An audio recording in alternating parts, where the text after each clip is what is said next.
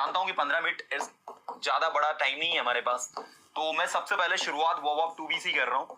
देखो, simple simple ऐसे sentences जिनको हम बोलचाल में बहुत यूज करते हैं वो टू बी और टू हैव में बनते हैं। टू हैव मतलब आपके पास जब कुछ है, मैंने कहा मेरे पास कुछ है, आई हैव समथिंग। सर ने जो बताया उसे मैं आपको डिटेल में समझाती हूँ। हैव या हैज़ का यूज़ प्रेजेंट टेंस में यानी प्रेजेंट टाइम के लिए किया जाता है। प्रेजेंट टाइम यानी जो अभी हमारे साथ चल रहा है। जैसे हम कहते हैं मेरे पास एक कार है, तो ये प्रेजेंट टाइम है, यानी मैं इस टाइम की बात कर रही हूँ कि मेरे पास एक कार है। तो इसको इंग्लिश में बोलेंगे I have a car. I have a car, मेरे पास एक कार है। तो हमने क्या समझा कि अगर हम प्रेजेंट टाइम की बात कर रहे हैं तो उसमें हैव लगाएंगे, उस सेंटेंस में हैव का यूज करेंगे। अब हम थोड़ा डिटेल में समझते हैं।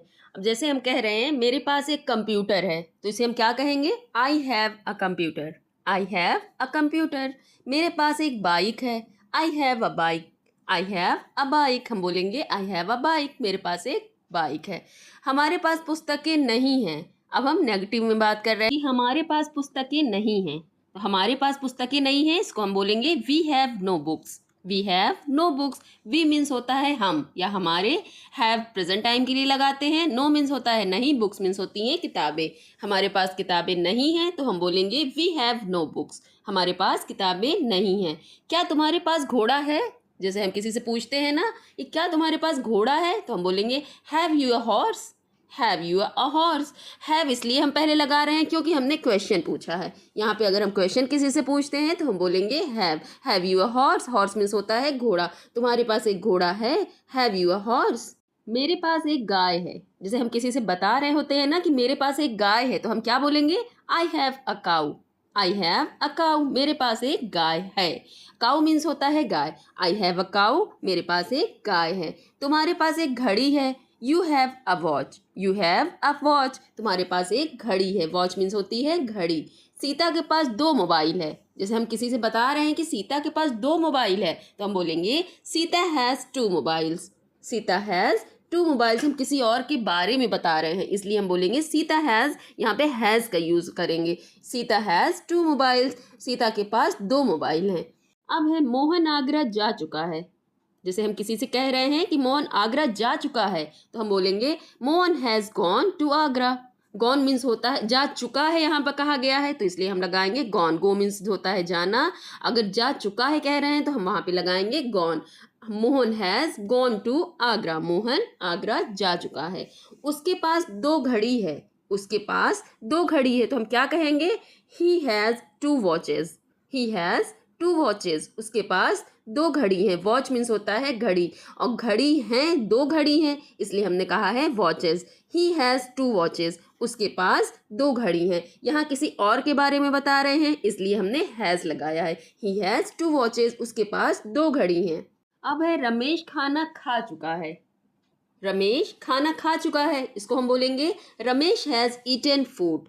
Ramesh has eaten food. Food means होता है खाना, ईटन मीन्स होता है खा चुकने को कहते हैं ईटन। रमेश हैज़, हम उसके बारे में बता रहे हैं ना कि रमेश खाना खा चुका है, तो हम बोलेंगे रमेश हैज़ ईटन फूड। अब है रमेश कानपुर जा चुका है, इसको हम बोलेंगे Ramesh has gone to Kanpur.